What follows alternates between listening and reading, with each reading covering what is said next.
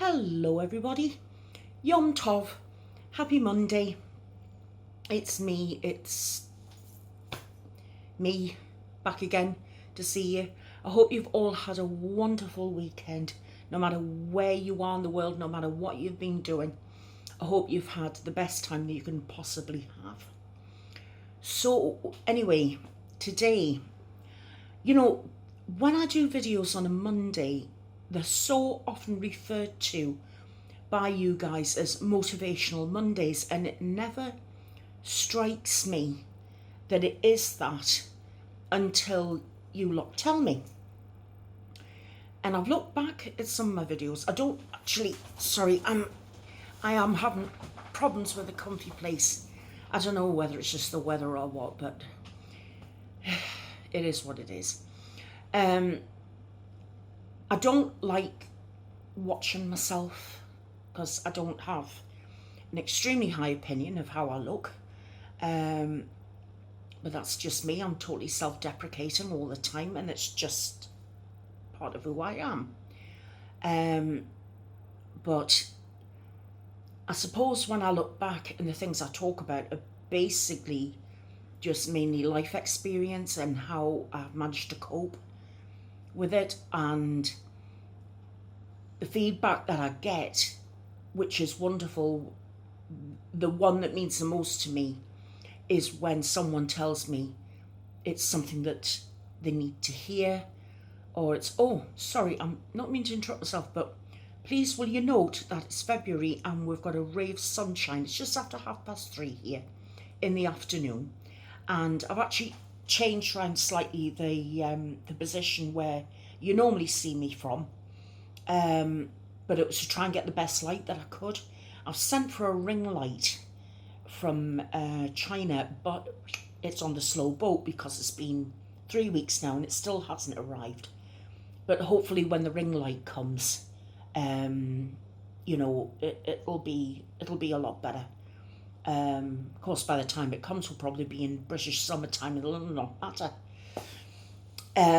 No, the comment that means the most to me is when I'm told I needed to hear that today, or what you said has helped me, or what you've said has given me a different perspective and that's helped me. And it doesn't occur to me at the time when I'm saying it, because I'll be really, really honest with you. I'm more comfortable doing Wednesdays and Fridays, because Wednesdays I know I'm reading you a story with a bit of royal gossip thrown in, and Friday obviously it's spooky sessions, so I know exactly what I've got to do. It's all like planned out as best as I can plan it out.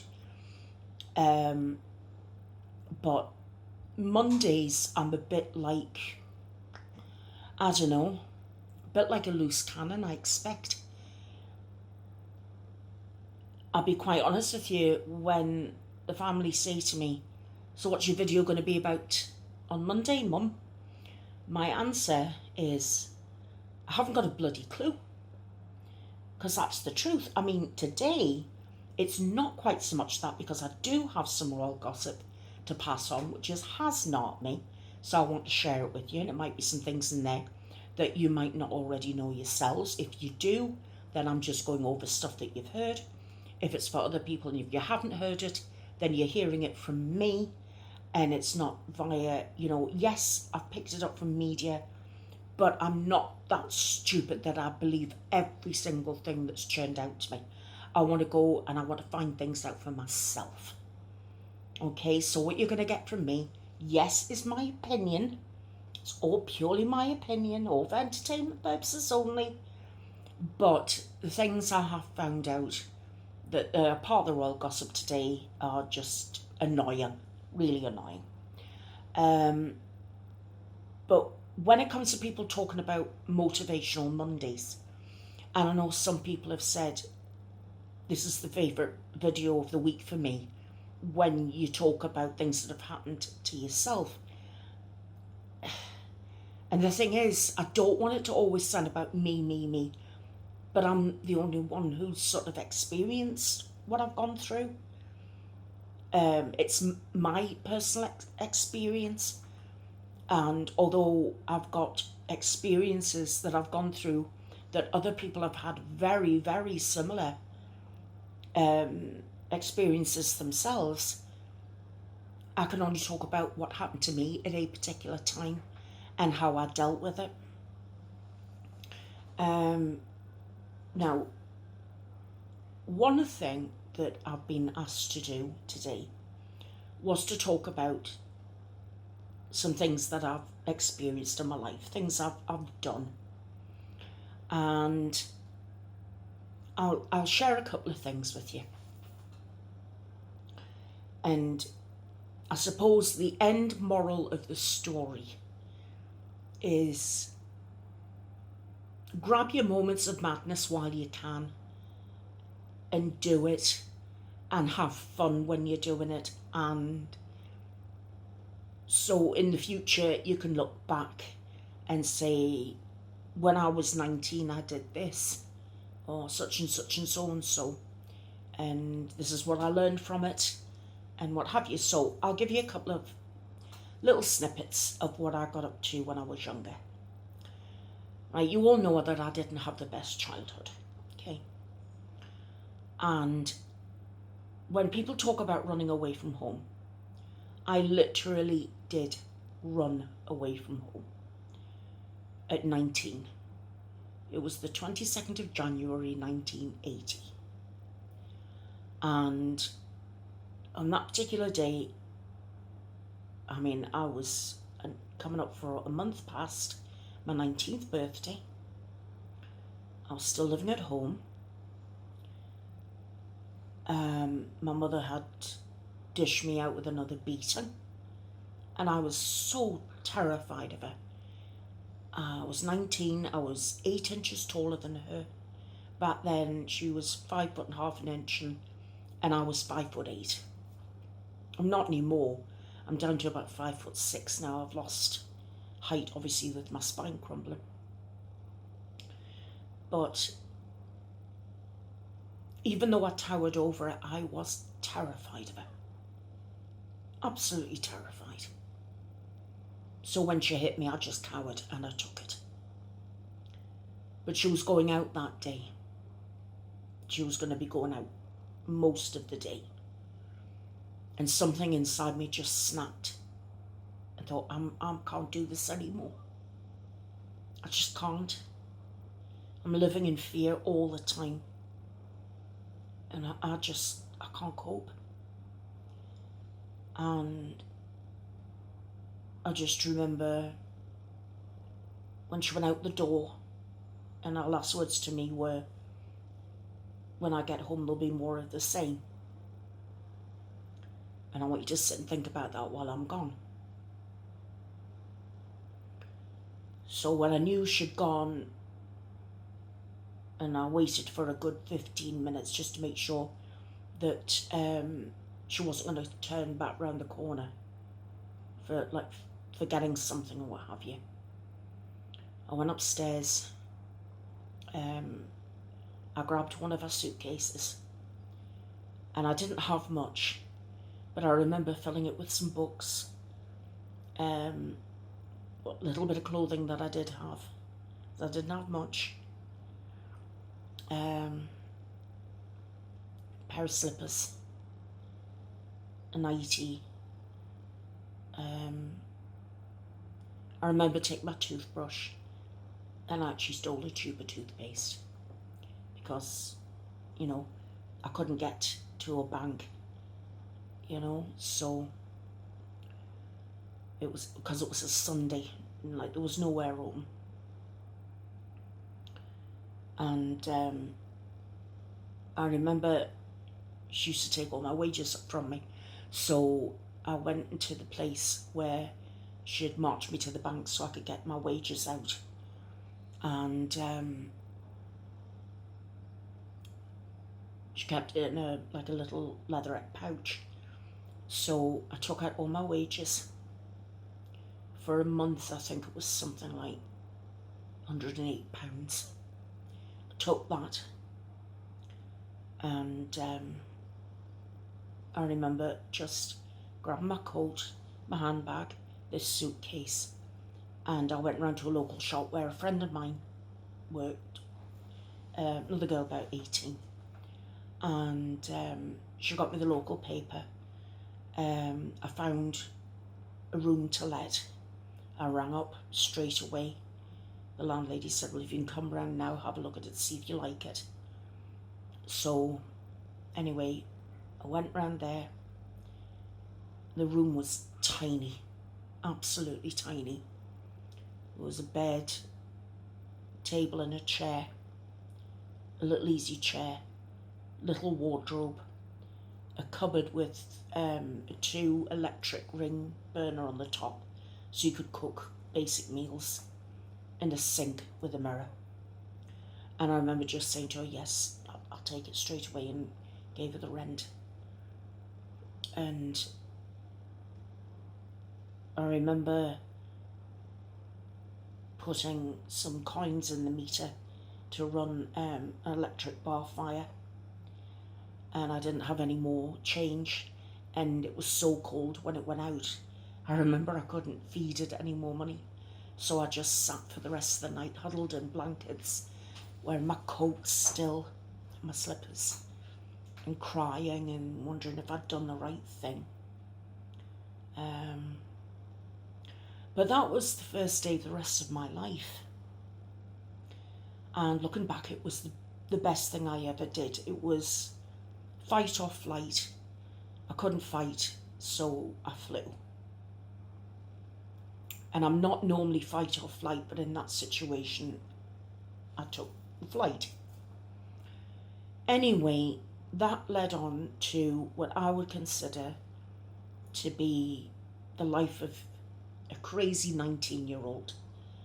I caught up on all the things that I was rarely allowed to do, and I was doing them with gusto.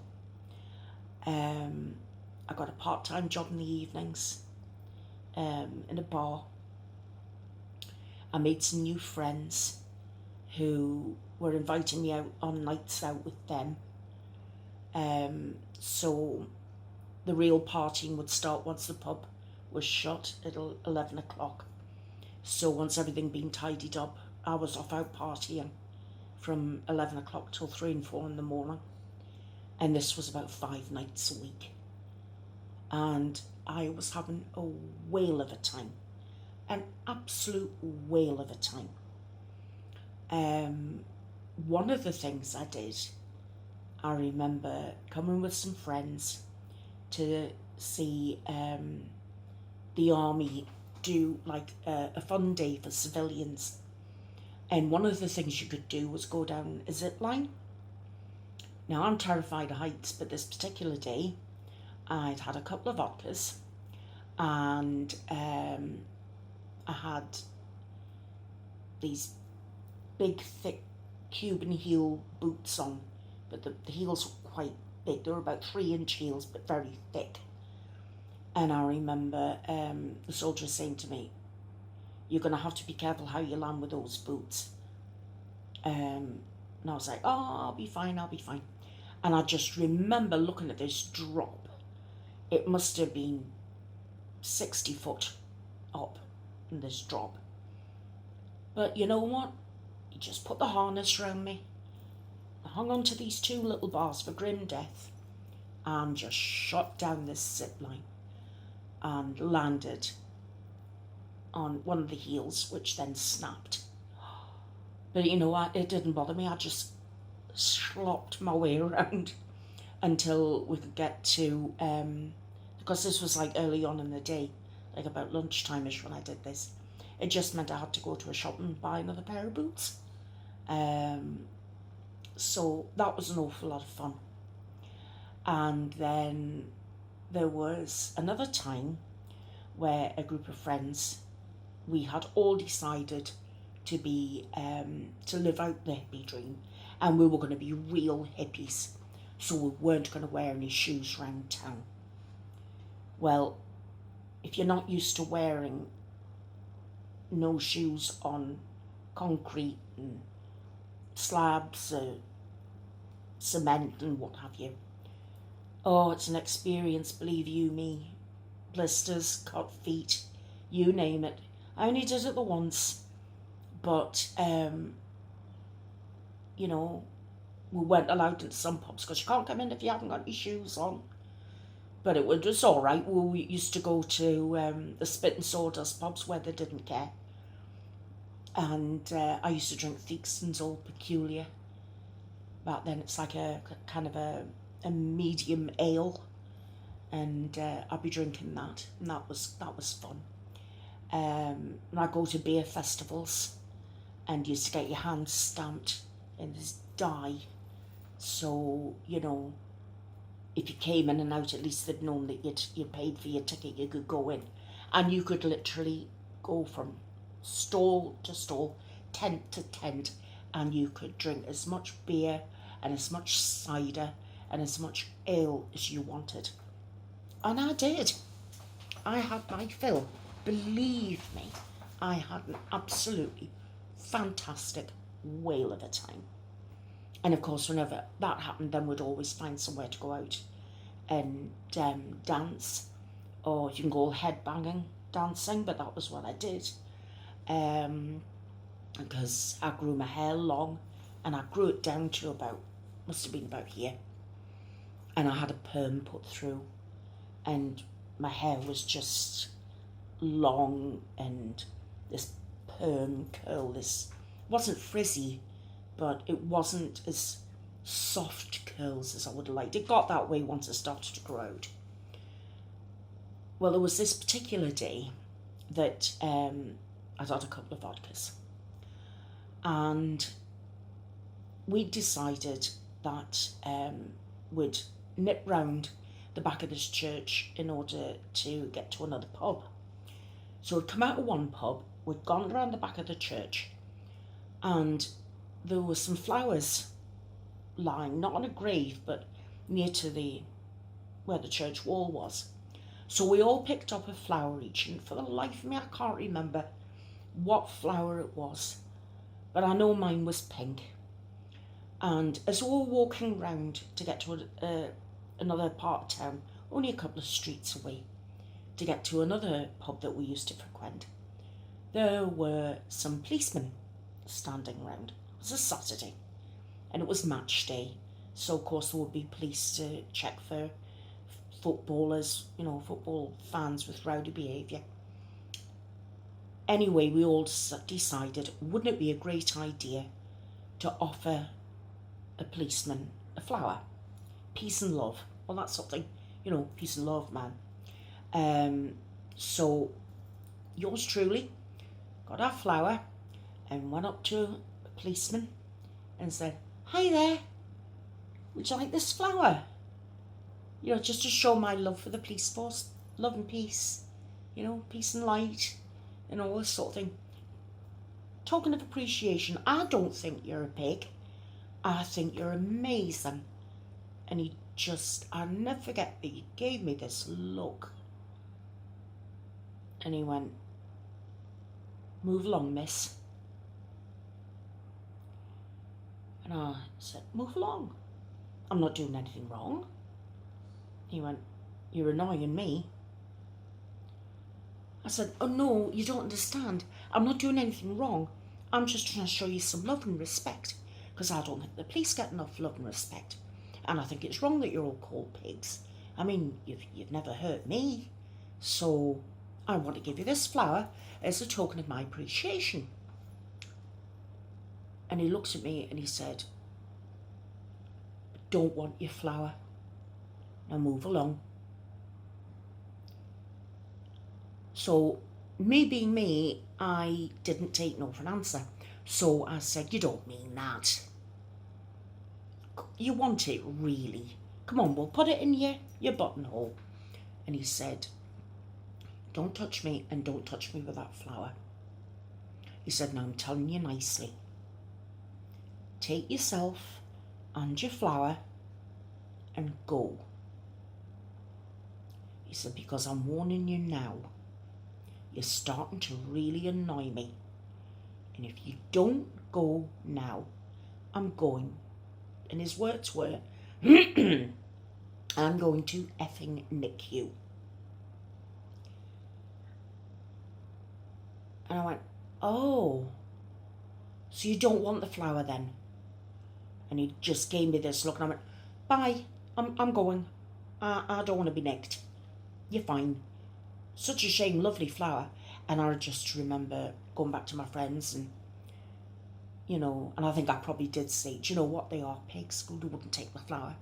So that was something else I did. That's the closest I've ever come to being arrested. But some of the nicest people that I ever met, and there were people that you would never dream, looking at them, that they would do massive acts of kindness, but were Hell's Angels. I knew quite a few Hell's Angels. A lot of them were into heavy rock, and they used to frequent some of the pubs outside of Durham Cathedral. And we used to go on a Sunday, and I used to be really lucky because a lot of them were good mates, and they'd say, come on, if you ride pillion, we'll go for a burn. And it used to be great, just putting my arms round the guy in front. And one of them had a Harley. Now, I've ridden on a few Harleys since then, but the first time ever on a Harley. And I just remember putting my arms around him. I mean, I was less than half the size I am now. You could count my ribs. I was really thin because I was excessively thin when I was at home. And it took a while to pile it on, but as you can see, it's here. But anyway, back then, because we're talking, it's actually 40 years ago now, I was very thin. It's long curly hair. Nowhere near any of the makeup skills. By the way, quick shout out to my friend Angie of 4F Beauty, but I've tried to copy another one of her looks that she did for her friend Anya, and it's a purple look that she did, so I've tried to copy it, so I hope you like it. Anyway, as an aside, it used to be great because your girl used to smoke weed, and we danced a heavy rock in a big green field along the banks of the river at Durham Cathedral, and we'd all be high, and then some of the lads would say, come on, time to go for a burn, and that's what we'd do. Or sometimes we'd take a little punt and sit in the boat and go punting up and down the river. And I suppose the reason why I'm telling you all of this is that if you've got the chance to pack in some fun into your life, I mean, as long as it's legal, and, it's something really good to look back on. If you have moments where you think, what have I done with my life? Have I actually done anything with it? And I mean, I was a stay-at-home mum for years. I didn't work when I had my children. But that's where I wanted to be. Because that's one of the things I've always felt so fulfilled being a mum. But I can honestly, I've had days of fun with my children, obviously. And yeah, there were some good times when I was married the first time. I'm not going to lie.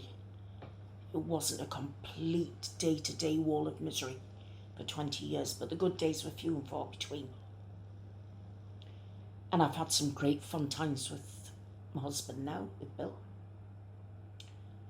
But the year that I was 19, and this is outside of having my children, and my wedding day, nearly 2 years ago now. But the year that I was 19, going on to 20, was the most fun-filled year of my life. And I wouldn't change a thing. If I'd had the guts to leave home sooner, I would have had more fun. I know I would have done. But you see, this is where I keep telling you, everything happens for a reason. And I felt it was like the universe was giving me time off for good behaviour. You know, I'd been cowed for so long, beaten and abused, that year I just grabbed that year of freedom, and I was determined that every day was going to be filled with something new, with something fun. And it was. I mean, I used to have some coke and hangovers, but it didn't matter.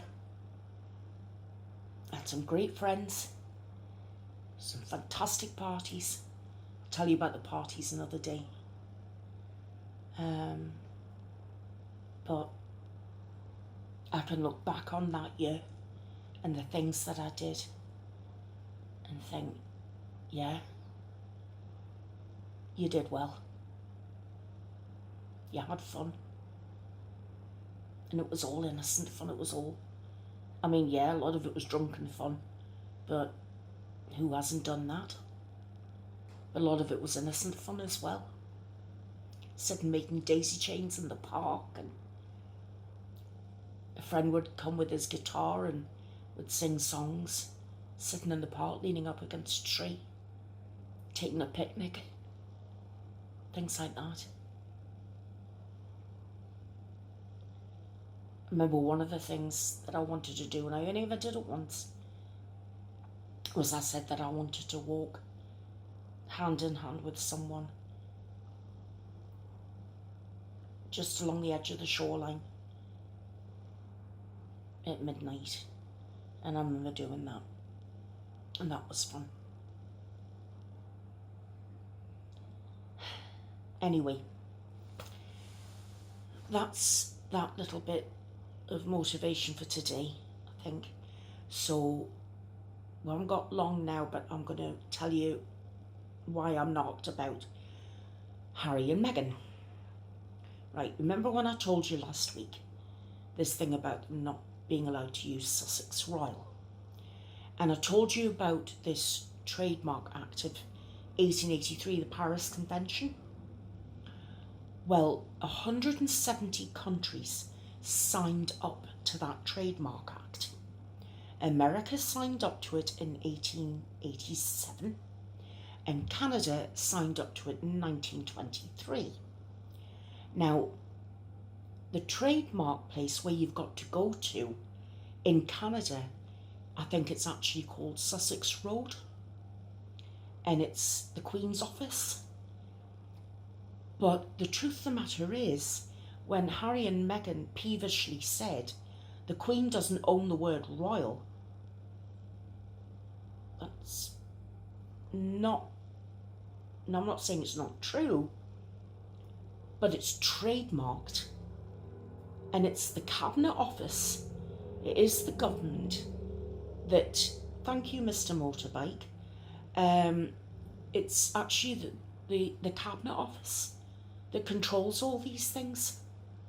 So if Harry and Meghan try trading on the word royal when they're abroad, even in America, which isn't a British territory, but doesn't matter whether they're in Canada or America or Timbuktu, if they use the word royal when they've been told they can't because they are not a working member of the royal family, and that, you know, and they have not had their HRH stripped, they just don't use it.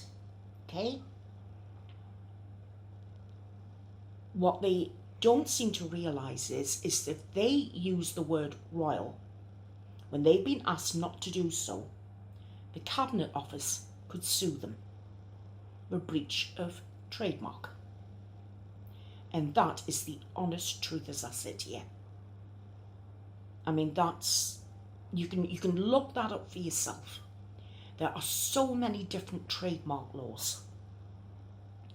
And the thing is, Harry and Meghan wanted to go out and create their own royal brand. They said they were single-handedly going to modernise the face of the British monarchy. No, they're not. They want their cake and eat it too. And they've been particularly petty, throwing out things like, there's been other working royals and it's never been a problem. They're having a dig at Beatrice and Eugenie, Prince Andrew's daughters, because they both work. Beatrice works for a firm that does something with data and advertising, I believe. And Eugenie is an art director for an art company in London. So she deals with buying and selling and appraising paintings, works of art, that sort of thing. Now, those girls don't get any money from the civil list, so they have to go out to work. And they also don't carry out royal duties for the Queen.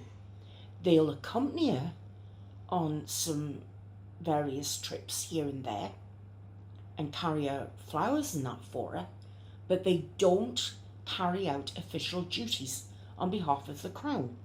So those girls have to work. They don't have a choice. They have to work because they get nothing from the civil list, which is the money the British taxpayer pays to look after the monarchy, to keep it running. Now, Harry and Meghan were getting money from the civil list, but when they decided to pull back, this motorbike's coming along again.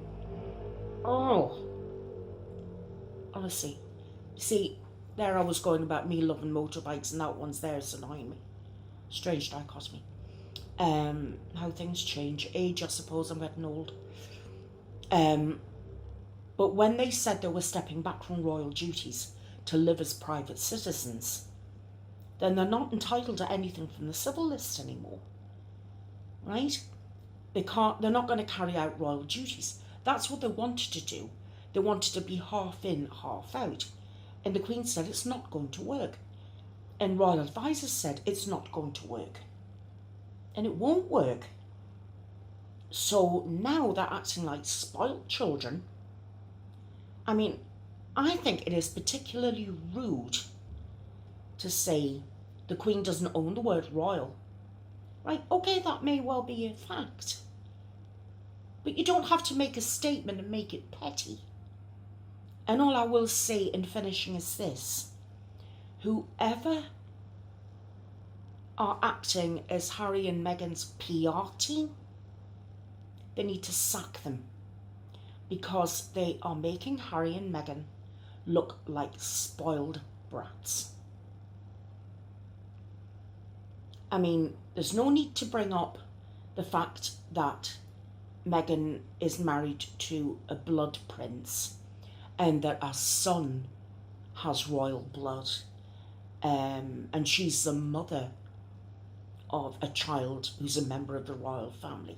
There's no need to bring all that up. We know this. We're not stupid. You know?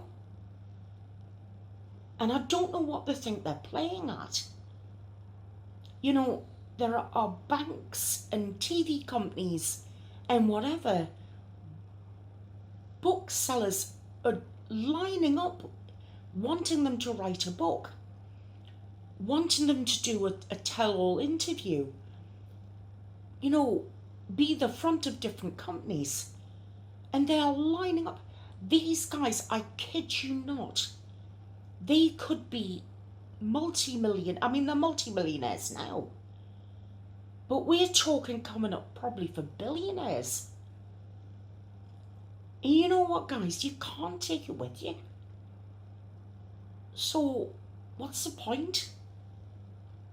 If you're going to be private people and be like Jane and John next door,